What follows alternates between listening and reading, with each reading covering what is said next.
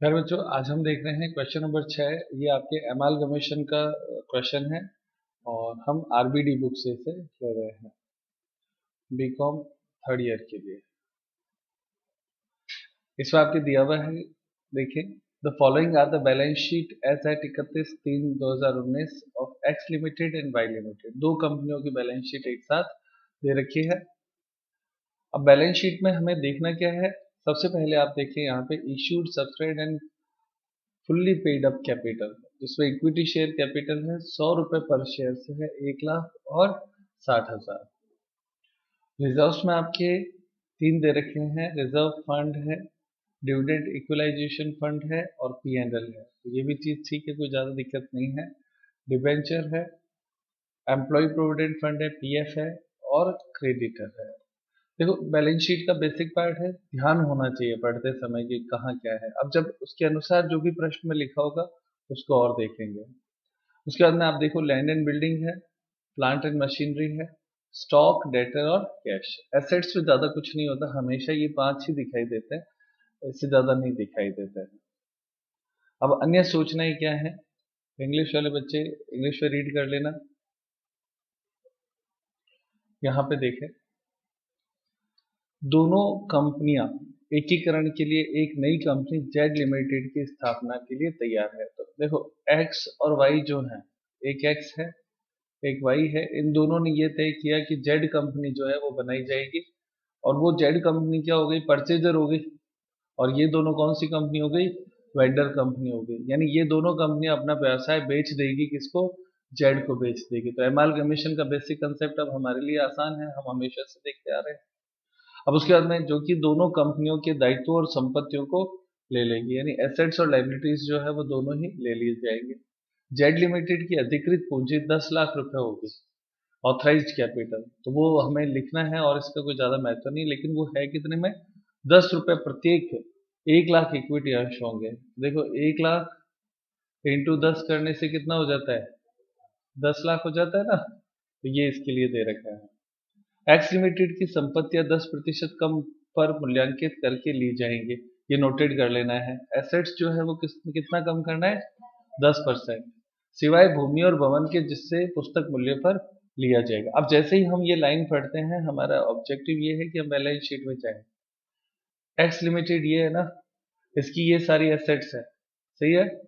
इसमें ये कहता है ये जो लैंड एंड बिल्डिंग है वो तो सेम प्राइस है, बुक वैल्यू लेना है। बाकी ये जो जितने भी है उसमें 10% क्या कर देना है, लेस कर देना है। तो ये हमें जब परचेज कंसिडरेशन कैलकुलेट करेंगे तब ये ध्यान देना है। आगे देखते हैं। ये हो गई लाइन, दोनों कंपनियां अपने व्यवसाय के शुद्ध मूल्यांकन का क्रमशः 5% ख्याति के रूप में प्राप्त करेंगे। यानी हमें 5% जो है वो क्या देना है, गुडविल देना है। तो गुडविल पेमेंट 5% करना है। क्रय प्रतिफल का जेड लिमिटेड द्वारा पूर्ण प्रदत्त अंशों के रूप में भुगतान किया जाएगा, यानी जो पेमेंट है वो शेयर्स में किया जाएगा।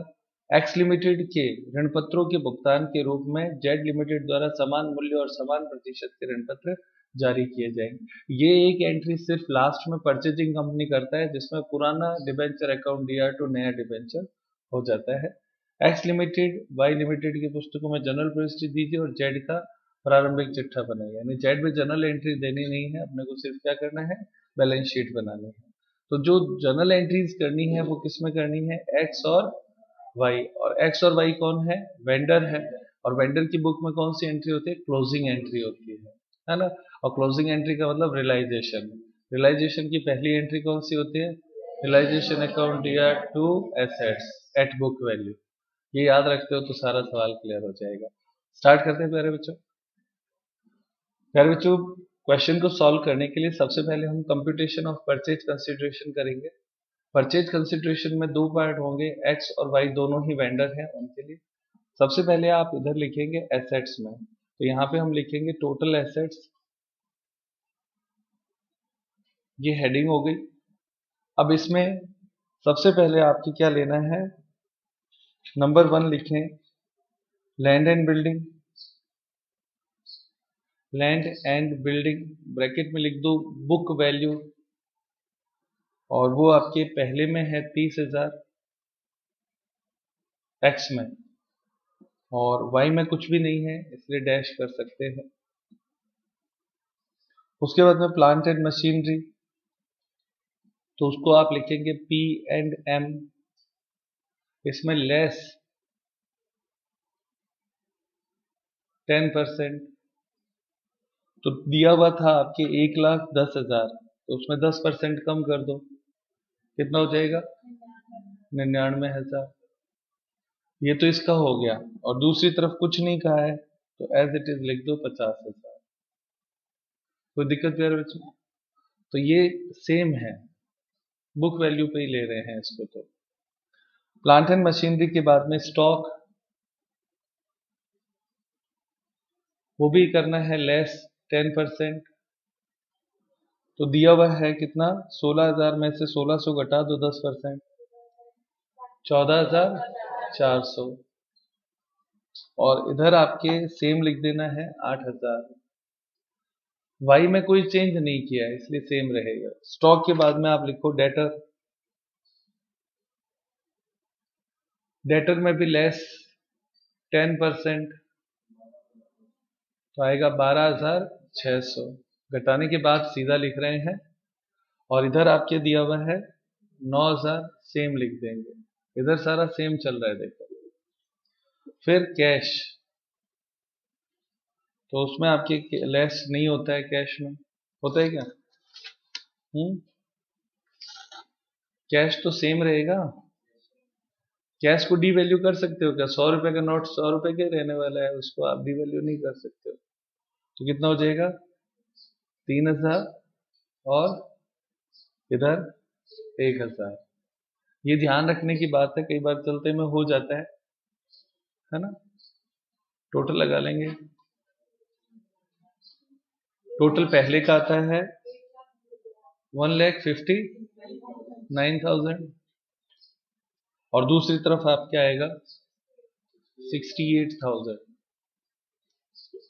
ये एसेट्स हो गई टी ए, टोटल एसेट्स। अब इसमें से लेस करना है, तो लेस में आप लिखेंगे outsider liabilities, O S L, outsider liabilities. Outsider liabilities में आप सबसे पहले लिखेंगे डिबेंचर, 6% डिबेंचर,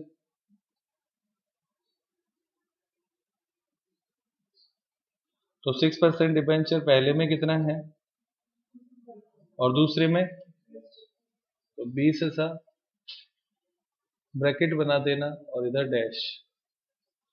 डिबेंचर के बाद में एम्प्लॉय प्रोविडेंट फंड है ना, ईपीएफ, एम्प्लॉय प्रोविडेंट फंड, ये भी आउटसाइडर होता है। कितना दे रखा है 3,000, और इधर कुछ भी नहीं है, डैश कर दो। फिर उसके बाद में क्रेडिटर,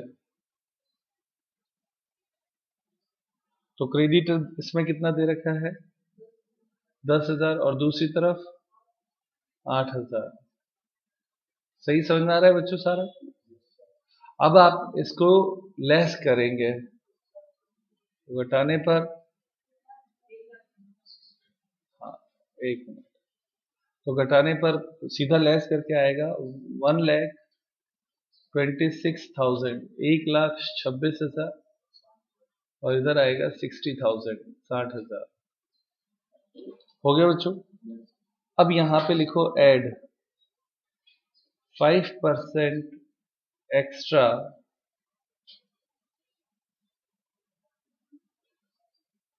फॉर गुडविल।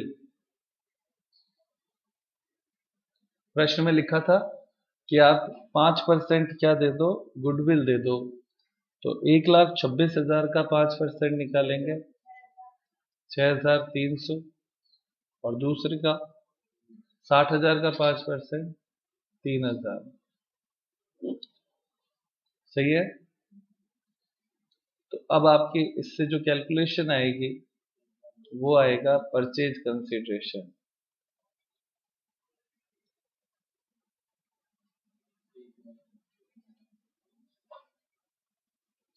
कितना आता है 1,30,000 32,300, 1,32,300, और दूसरी तरफ आता है 63,000, 63,000। क्या आंसर दिया हुआ है पीसी का? पीसी सॉल्व होना मतलब 6 नंबर यहाँ पे कंफर्म हो गए। और आप देखिए इसमें कोई बड़ा काम नहीं किया आप लोगों ने, बहुत सिंपली एसेट्स लेनी है जैसा कि वो कहे, और उसमें हमें लेस करना है आउटसाइडर लायबिलिटीज। आउटसाइडर लायबिलिटीज में आप ऐसा समझे कि रिजर्व्स और कैपिटल को छोड़ दो तो बाकी सारी आउटसाइडर होती है ना। और आउटसाइडर का बेसिक कंसेप्ट यही है कि जो मालिक नहीं है वो आउटसाइडर है। तो मालिक शेयर होल्डर्स होता है, रिजर्व्स जो है वो किसका होता है? शेयर होल्डर्स का होता है। तो उनको छोड़कर सारे लेने होते हैं, ठीक है। पीसी कैलकुलेशन 6 मार्क्स का काम होता है, मेन इंपॉर्टेंट पार्ट है। अब गलती होगी नहीं, ये गारंटी और हो जाती है साथ में, क्योंकि अब तो सारी जनरल एंट्री वही है जो हम पहले क्वेश्चन से लेके अब तक बार बार करते आ रहे हैं, है ना। तो आप हेडिंग डालें general entries in the books of X limited.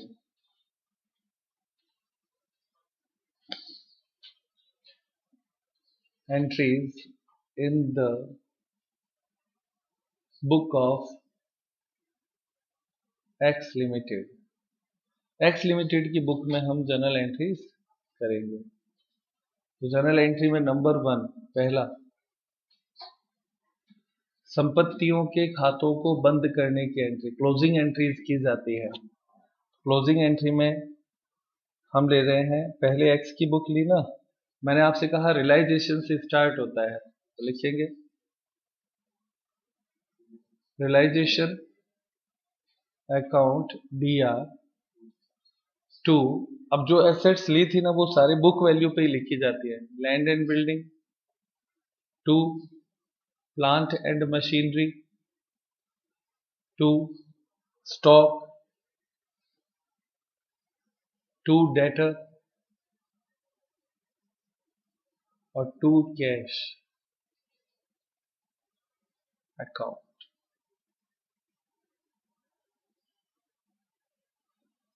और यहां पे शब्द एक लिख दे, बुक वैल्यू।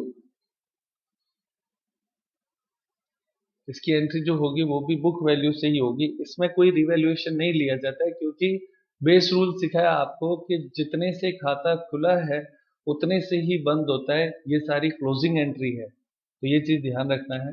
तो बुक वैल्यू कितनी है? पहले 30,000, 1,10,000, 16,000, 14,000 और 3,000। कोई दिक्कत प्यारे बच्चे? अब आप सोचो कि बैलेंस शीट देखा और लिखना है, मतलब कोई दिमाग लगाना ही नहीं है क्लोजिंग एंट्री। टोटल कितना होता है? 1,73,000। ये आपकी पहली एंट्री होगी, सारी एसेट्स क्लोज हो गई। क्लोजिंग एंट्री फॉर एसेट्स, ये आपके नरेशन हो गया। क्लोजिंग एंट्री फॉर एसेट्स, संपत्तियों के खाते बंद हो गए। अब नेक्स्ट एंट्री लिखे सेकंड, लाइबिलिटीज साइड में। तो लाइबिलिटी साइड में 3 लाइबिलिटीज है। 6% debenture account DR, EPF employ provident fund account DR, फिर उसके बाद में क्रेडिटर अकाउंट DR। ये तीनों ही आउटसाइडर लाइबिलिटीज थी, इनको बंद करने के लिए टू रियलाइजेशन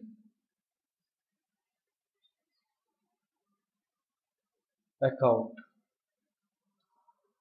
और अमाउंट भी बुक वैल्यू से लेना है। डिबेंचर 20,000, फिर EPF 3,000 और क्रेडिटर 10,000, टोटल 33,000। और ये भी आपके बुक वैल्यू से है। हमेशा ही होगा, इसमें बार बार कहने की भी जरूरत नहीं है। क्लोजिंग एंट्री फॉर लायबिलिटीज, खाते बंद करने हैं, बुक वैल्यू से ही बंद होंगे। संपत्ति और दायित्व बंद हो गया तो तीसरी एंट्री लिखिए पीसी ड्यू करने की। किस चीज के लिए होती है? PC due. तो पीसी परचेज कंसिडरेशन देने वाला कौन है? Z limited. तो यही लिखा जाएगा Z limited account DR to realisation, और नीचे लिख दे पीसी ड्यू, और इसकी अमाउंट आप लिखे। पीसी हमने कितना कैलकुलेट किया पहले में? 1,32,300। 1,32,300 ये पीसी ड्यू की एंट्री है, ठीक है, पीसी ड्यू की। अब फोर्थ एंट्री होती है पीसी रिसीव्ड होने की। तो फोर्थ एंट्री लिखें, सेम अमाउंट से होगी बिना कोई चेंज किए। Equity share in Z limited account DR to Z limited account. आसान है ये जनरल एंट्री। और सेम अमाउंट 1,32,300, 1,32,300 पीसी रिसीव्ड। प्रश्न में लिखा था कि जो परचेज कंसिडरेशन है वो आपके शेयर्स में दिया जाएगा, इसलिए शेयर्स आ गया। हो गई 4 एंट्री, पहली एसेट्स, फिर लायबिलिटीज, फिर परचेज ड्यू और फिर receipt.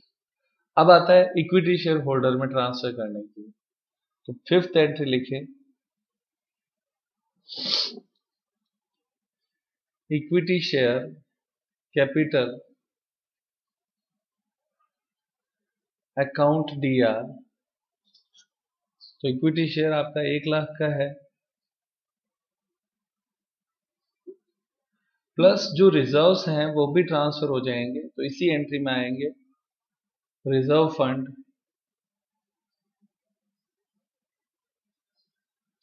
Account DR 34,000, dividend equalisation fund DEF कर दो, फंड अकाउंट डीआर 4,000 से, और P&L अकाउंट डीआर 2,000 से। ये सारे जो अकाउंट होते हैं ये मालिकों के खर्च होते हैं। इक्विटी शेयर कैपिटल और रिजर्व्स जितने भी होते हैं वो किसमें आते हैं? ऑनर ऑफ द कंपनी होता है। तो ऑनर ऑफ द कंपनी को होल्डर में ही ट्रांसफर किया जाता है। तो लिखिए to equity share holder account, और इसकी अमाउंट आपके टोटल कितनी आती है बच्चों? 1,40,000। अब आप देखें जैसे ही ये एंट्री करी आपकी सारी एसेट्स, सारी लाइबिलिटीज, सब कुछ क्लोज हो चुका है, कुछ भी बचा नहीं है। ऊपर वाली एंट्री में हमने लाइबिलिटीज ले ली थी, इसमें हमने रिजर्व्स एंड कैपिटल ले लिया। बैलेंस शीट पूरी आ गई, अब आप चेक कर सकते हैं। बैलेंस शीट क्लोज करना ही तो मेन पार्ट होता है। अब आप लिखें छठी एंट्री। छठी एंट्री में आपको रियलाइजेशन का बैलेंस निकालना है। क्या कैलकुलेट करना है? रियलाइजेशन का बैलेंस। तो यहाँ पे नोट कर लें, बैलेंस ऑफ रियलाइजेशन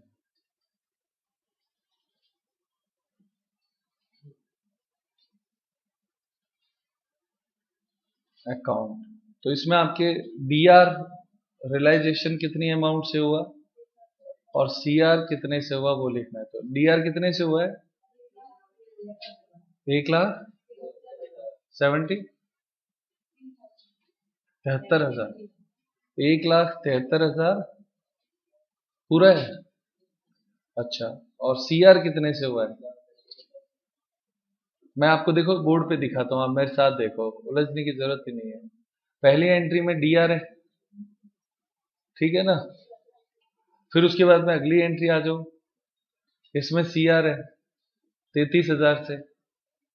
फिर उसके बाद में 1,32,300 से सीआर है, 3, बस इतना ही है ना, और कोई रियलाइजेशन है ही नहीं। तो इन दोनों की टोटल कितनी हो गई? 1,65,300। डीआर और सीआर का डिफरेंस में ज्यादा कौन आ रहा है? डीआर ज्यादा आ रहा है। कितना ज्यादा आता है? 7,700। डीआर अधिक है, यही तो आता है। ये नोट करना है 7,700, अपने को डिफरेंस निकालना है। और ये जो डिफरेंस होता है, अब देखो डीआर ज्यादा है तो इसको क्लोज करने के लिए इसको क्या करना पड़ेगा? सीआर करना पड़ेगा, इसलिए तो हमने लिखा है। तो लिखे क्लोज करने के लिए रियलाइजेशन होल्डर में ट्रांसफर होता है, तो लिखे इक्विटी शेयर होल्डर, 7वीं एंट्री आई है, equity share holder account DR to realisation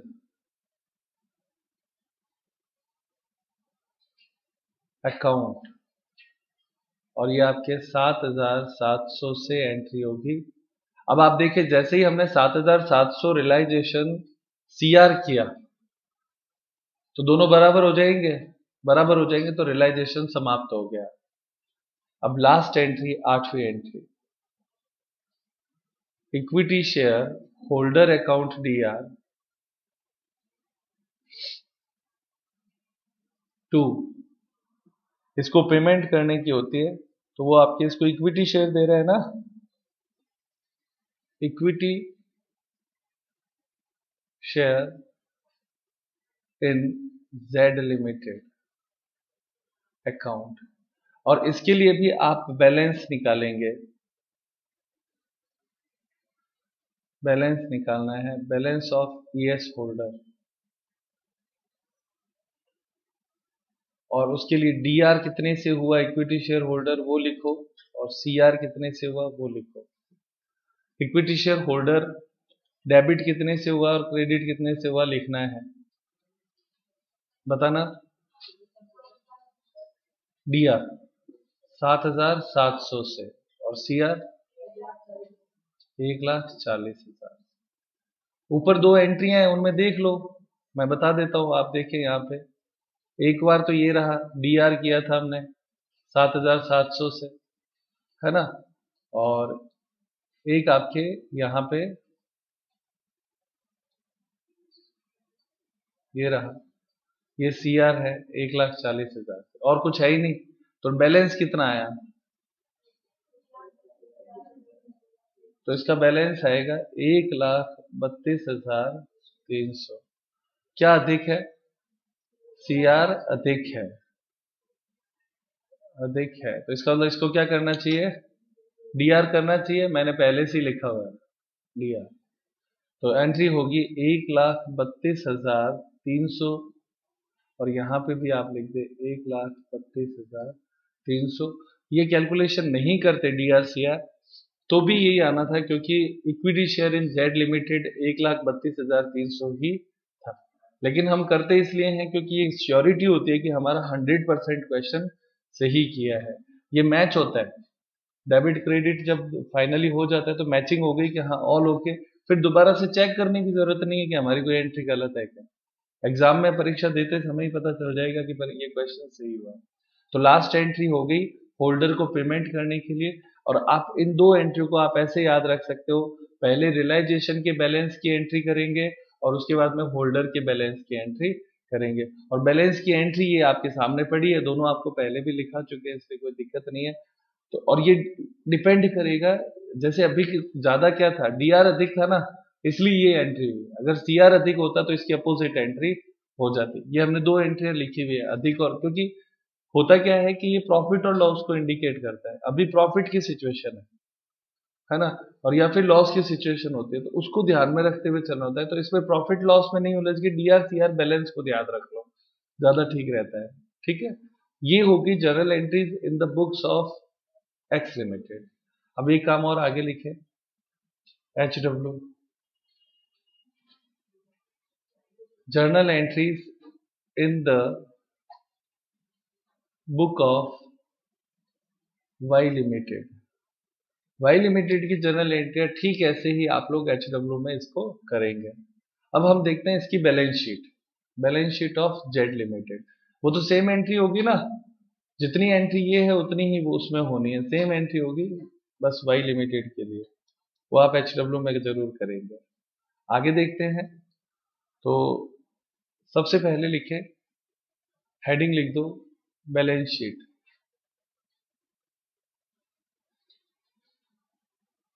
balance sheet of Z limited, और बैलेंस शीट का फॉर्मेट बना लो।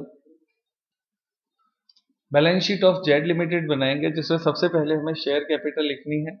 इसमें आप लिखेंगे 1 lakh equity share of ₹10 each, 10 lakh. ये आपके ऑथराइज्ड शेयर कैपिटल हो जाएगी, इसलिए डबल लाइन कर देना। प्रश्न में कहा था ना कि उसको इतने तो ऑथराइज्ड शेयर कैपिटल रखनी है, डबल लाइन का मतलब इसको टोटल में शामिल नहीं करना है। अब इसके इश्यूड शेयर कितने हैं, इसको कितने शेयर दिए थे, तो पहले का परचेज कंसिडरेशन और दूसरे का परचेज कंसिडरेशन जोड़ना तो कितना होता है, दोनों को जो पीसी दिया था दोनों पीसी जोड़ लो। पहले का कितना था, हाँ पहले का कितना था, 1,32,300 है ना, 1,32,300 प्लस दूसरे का है 63,000, 63,000। तो टोटल कितना होता है, 1,95,300, ये टोटल हुआ। इसमें 10 का भाग दे दो तो आता है 19,530 शेयर। ये हमने शेयर इशू किए हैं, इसके पास 1 लाख शेयर थे, पर इसने एक्स और वाई को जब खरीदा तो उसने उनको इशू जो है वो आपके 19,500 शेयर 10 रुपए वाले किए। 19,500 कैसे आया, तो हमने कहा भाई सर उनको जो परचेज कंसिडरेशन दिया था वो लेना है, तो परचेज कंसिडरेशन ये था एक्स का और ये था वाई का, ये हमने कैलकुलेट किया था।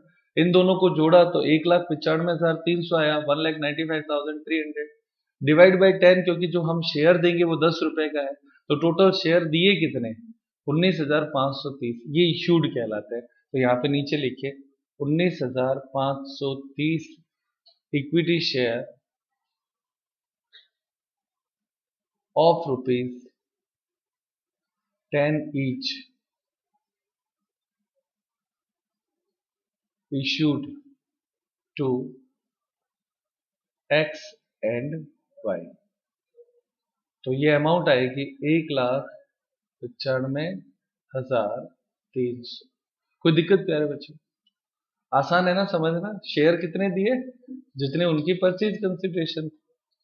अब उसके बाद में शेयर के बाद में हमने उसके डिबेंचर लिए थे, तो लिखो 6% डिबेंचर। दोनों के थे क्या डिबेंचर, या केवल एक में ही थे, कितना है 20,000। केवल कौन सी कंपनी में थे, एक्स में। डिबेंचर के बाद में ईपीएफ, ईपीएफ ये भी केवल एक ही कंपनी में था, कितना है 3,000। और उसके बाद में क्रेडिटर, दोनों कंपनियों के, एक्स का कितना है बच्चों क्रेडिटर 10,000, और दूसरे का तो 10,000 प्लस 8,000, टोटल कितना हो गया 18,000। और कुछ नहीं है, ये चार बातें ही थी, टोटल लगा ले 2,36,300। सही है बच्चों, बैलेंस शीट दे रखी है टोटल, यही सेम टोटल है ना। अब आप देखो कोई ज्यादा कुछ नहीं किया, दोनों बैलेंस शीट को जोड़ते हुए चलना है। अब उसके बाद में एसेट साइड में सबसे पहले है बिल्डिंग। तो बिल्डिंग में केवल एक ही की बिल्डिंग थी, वो हमने सेम प्राइस पे लिए 30,000 पे, तो 30,000 लिख दो। बिल्डिंग केवल एक्स की थी। फिर आता है plant and machinery, P and M. तो प्लांट एक्स का कितने में लिया था? 10% लेस करके लिया था, 99,000। और वाई का?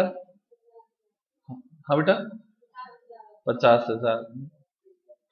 तो ये एक्स का है और ये वाई का है, जोड़ो कितना होता है? 1,49,000 हो गया। प्लांट एंड मशीनरी के बाद में एक नया शब्द अपने को जोड़ना पड़ेगा, गुडविल। गुडविल दिया था ना हमने, तो एक्स का गुडविल कितना था?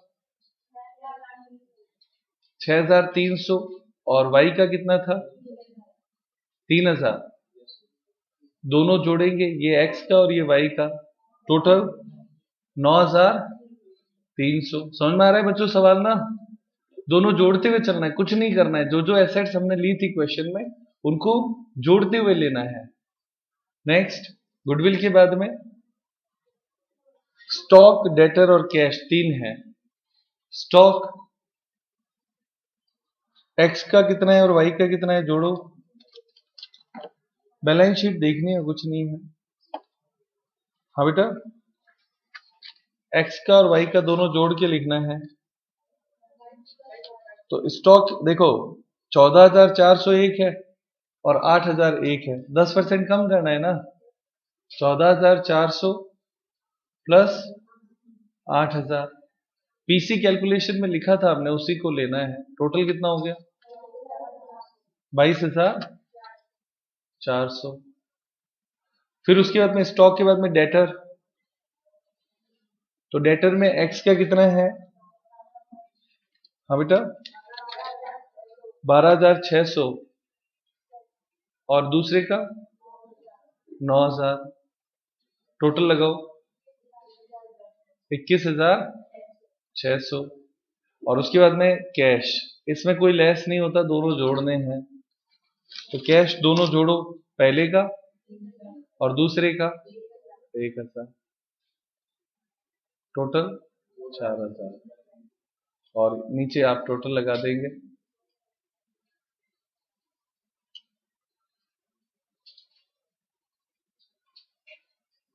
हाँ, टोटल कितना आता है बच्चों? 2,36,300। ये आपका कंप्लीट क्वेश्चन होता है, 20 नंबर में पूछा जाता है एग्जाम में। यदि पूछा जाएगा 20 मार्क्स में ये क्वेश्चन पूछा जाएगा। मैं उम्मीद करता हूँ आप लोगों को अच्छे से समझ में आया होगा, है ना?